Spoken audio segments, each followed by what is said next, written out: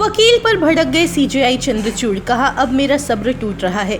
Supreme court के मुख्य न्यायाधीश डीवाई चंद्रचूड़ ने मंगलवार को एक वकील को कसकर फटकार लगाई है।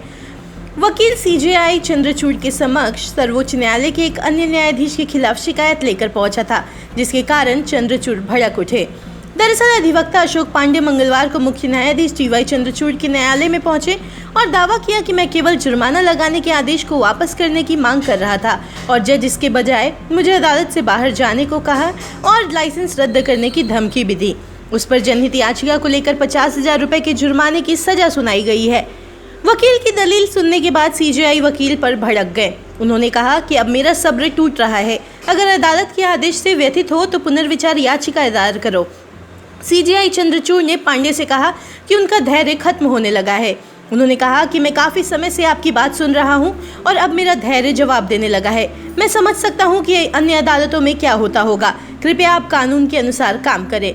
बताते चले, इसके बाद भी वकील कहते रहे कि जज ने उनका लाइसेंस निलंबित करने की धमकी दी है। वकील के आचरण से व्यथित होकर मुख्य न्यायाधीश डीवाई चंद्रचूड़ ने कहा कि सर्वोच्च न्यायालय में अंतर न्यायालय अपील की सुविधा नहीं है।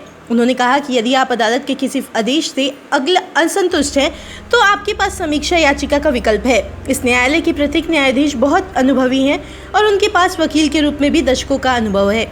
चीफ जस्टिस ने बाद में कहा कि कभी कभी अदालतों में मामले बढ़ते जाते हैं और न्यायाधीशों तथा पक्षों के बीच तीखी नोकझोंक हो जाती है, लेकिन शीर्ष अदालत के न्यायाधीश अनुभवी हैं और जानते हैं कि ऐसी स्थितियों का निपटारा कैसे करना है।